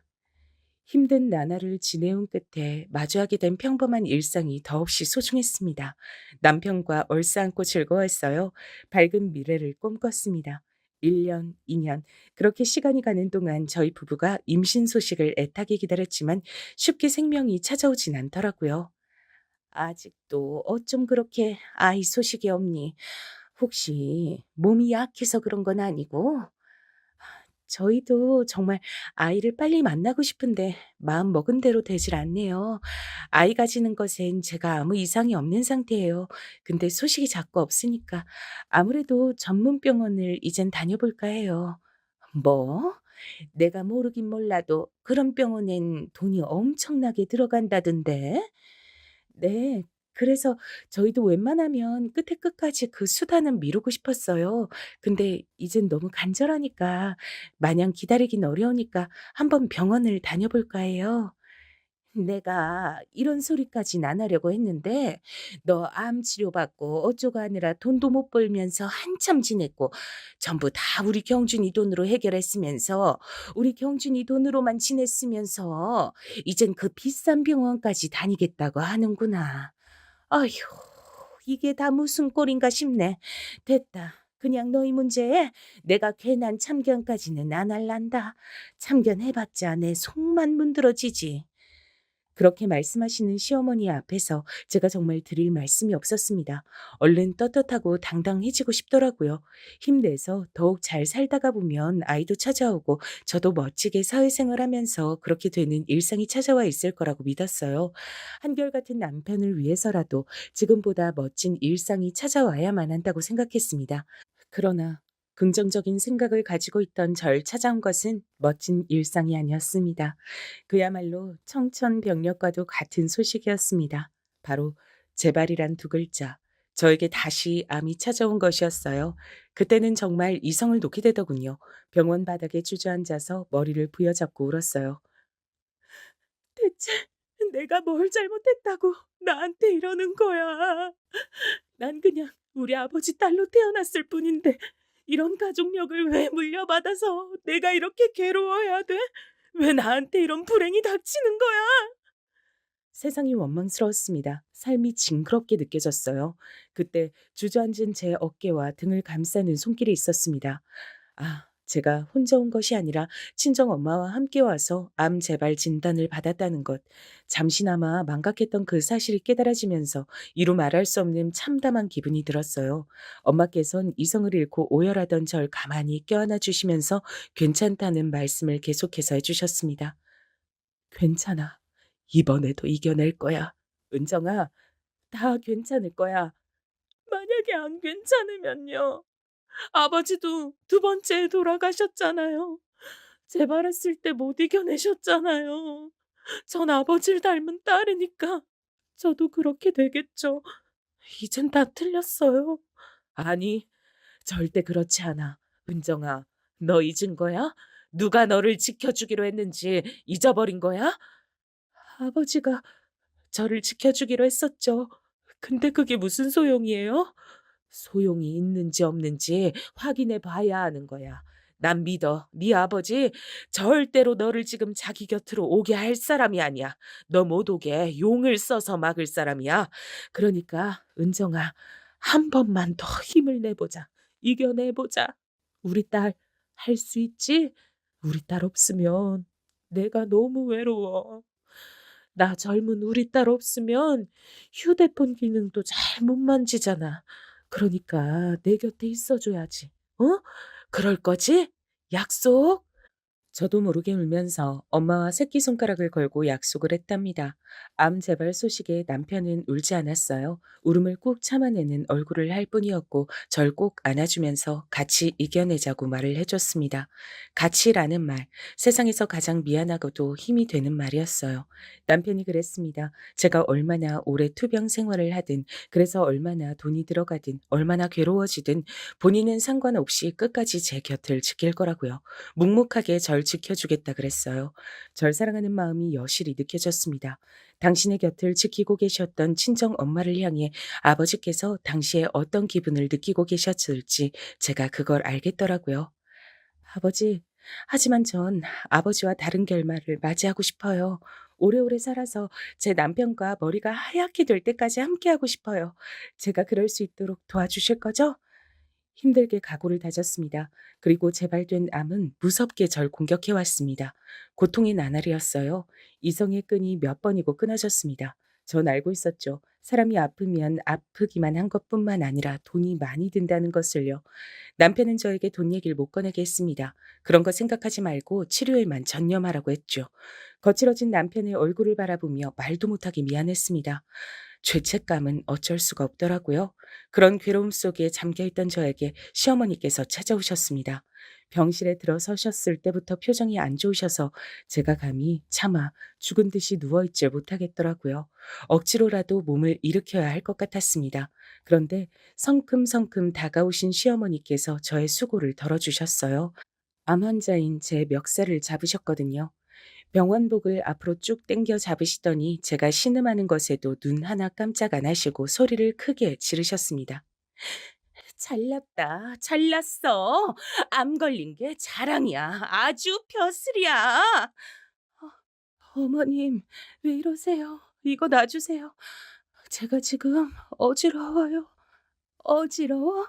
그래봤자 까맣게 타들어간 내 속만 알까. 내 머리가 더 어지러워. 이거 사. 너 왜 이렇게 끈질겨? 왜 이렇게 버텨? 우리 경준이 등골을 왜 이렇게 지독하게 빼먹느냐 이 말이야. 이 악독한 것. 내가 지금 어디서 오는 길인 줄 아니? 너희들 집에 들렀다 오는 길이야. 근데 우리 경준이 카드값 나왔다고 명세서가 왔더라. 금액 보고 내가 기절하는 줄 알았다. 우리 경준이가 왜 자기 전 재산 다 거들내가면서 너 때문에 그렇게 살아야 돼? 죄송합니다. 정말 죄송합니다. 어머님, 제가 드릴 말씀이 없습니다. 드릴 말씀 없으면 그냥 이제 좀 얌전히 뒤지면 안 되겠니? 조용히 떠나면 안 되겠어? 이게 벌써 너 때문에 머리 아픈 지가 몇 년째야. 걸핏하면 암에 걸려 자빠져. 애는 못 가져. 돈도 못 벌어와. 넌 대체 사람 신경 갉아먹고 돈을 축내는 거 말고 할 줄 아는 게 뭐니? 어? 내가 평생을 힘들게 아등바등 누구보다 열심히 살아왔는데 그러면서 내가 자식들을 어떻게 키워냈는데 고작 너 같은 것한테 우리 경준이 시달리게 하려고 그렇게 힘들게 산 줄 알아? 시어머니께선 거의 비명을 지르고 계셨습니다. 전 참담함에 빠진 채 눈물을 흘리고 있었어요. 그리고 바로 그때 친정 엄마의 차가운 목소리가 들려왔습니다. 사부인, 말씀에 상당한 오류가 있으시네요. 떳떳하게 살아오신 것처럼 잘도 그러시네요. 하도 어이가 없어서 제가 얼른 달려가서 사부인 안다는 한 분을 모셔왔네요. 주제 파악 좀 하셨으면 해서요. 어, 언제 와 계셨어요? 아무도 없는 줄 알았는데. 근데 저라는 사람이라니요? 갑자기 그게 웬 말씀이세요? 사부인 보면서 아는 사람이 맞는지 아닌지 헷갈린다고 하는 환자분을 제가 여기 병원에서 만났거든요. 벌써 지난달 일이죠. 저한테 와서 사부인에 대해 물어보며 확인을 하시기에 제가 그쪽이 아신다는 분이 아닙니다 했습니다. 왜냐고요? 그 환자분이 사부인을 감방 동기로 기억한다고 했으니까요. 태어나서 그렇게 놀라본 건 처음이었던 것 같아요. 이게 대체 무슨 일인가 싶어서 전 울던 것도 잊어버리고 놀라서 시어머니를 쳐다봤습니다. 저보다 2배로 놀라신 것 같았어요. 손을 바들바들 떨면서 비틀거리시더라고요. 사기에다가 절도에다가 사부인한테 피해를 입은 사람 중 하나는 처지를 비관하며 목숨을 끊기도 했다죠. 그렇게 사시느라 감방 생활도 하셨던 분이 뭐가 그리 떳떳하고 목에 핏대 세우면서 제 딸에게 소를 치세요. 그 그게 아닙니다. 아니에요. 깜빵이라니 그런 적 없어요. 시어머니께선 떨면서 부인하셨지만 소용없었어요. 친정엄마의 눈짓을 받고 병실로 들어서신 어떤 환자분을 보시자마자 시어머니께서 털썩 주저앉으셨거든요. 나 기억하죠. 우리가 제법 돈독하게 깜빵에서 잘 지냈었는데 출소하고 나서 연락 한 번 없고 잠적해서 사는 게 왠지 서운했었거든요. 근데 이렇게 다시 만나네요. 이런 거 보면 세상 좁긴 좁아요. 그때 나에게 해줬던 각종 무용담들 내가 잘 기억하고 있어요. 정말 대단했던 무용담이었는데 자식들은 그거 알아요? 자식들이 있다면서요? 시어머니께선 미친 듯이 고개를 저으셨어요. 절대 자식들에겐 알려지면 안 된다고, 남편한테도 비밀이라고, 그 어디에도 알려지면 안 된다고 하시면서 온몸을 떠시더니 이윽고 무릎을 꿇으셨습니다. 아이고, 사돈, 제가 제 마음 힘든 것만 생각하고 아픈 환자한테 몹쓸 말들을 했습니다. 2번 다신 안 그럴 테니 제 과거는 묻어주세요. 이렇게 관청드려요. 전 친정엄마 쪽을 쳐다봤고 눈이 마주치자 얼른 고개를 끄덕여 들었습니다. 시어머니께 그런 과거가 있다는 것은 충격적이었으나 온몸을 떠시는 모습을 보면서도 그 간청을 외면하고 싶진 않았어요. 전 아픈 암 환자였으니 인생을 바라보는 시각이 그 순간에 남달랐던 걸지도 모르겠습니다. 제 반응에 엄마께선 한숨을 내쉬시며 고개를 끄덕이셨죠. 그리고 잠시 후 깜빵 동기이신 분과 시어머니께선 따로 나가서 얘기를 나누셨고요. 전 엄마와 울고 웃으면서 이런저런 대화를 나누었습니다. 혼란스러웠던 그날이 지나고 저는 더 힘을 내서 치료를 받았어요. 그리고 기적을 선물 받았습니다. 그 기적의 이름은 완치였습니다. 조심하면서 사는 자세는 잊지 않기로 했죠. 놀랍게도 전 이후에 아이를 임신했어요. 병원을 다닌 것도 아닌데 자연스럽게 찾아왔습니다. 마치 찾아올 때는 애초에 이때였다고 말을 하듯이 저희 부부에게 찾아와 줬어요. 건강하게 태어난 저희 아들은 자기 외할아버지를 무척 닮아서 인물이 훤했답니다. 친정엄마나 제가 떠든 것도 아닌데 깜빵 동기 그분이 퍼뜨리신 것인지 시어머니의 과거가 시댁에 퍼졌더라고요. 시누이가 자기한테 온 이상한 번호의 문자를 보고 그걸 알았다 그랬어요. 남편은 크게 충격을 받아서 한동안 심적으로 방황을 좀 했습니다. 저도 얼마나 미안했던지 몰라요. 시어머니께선 당신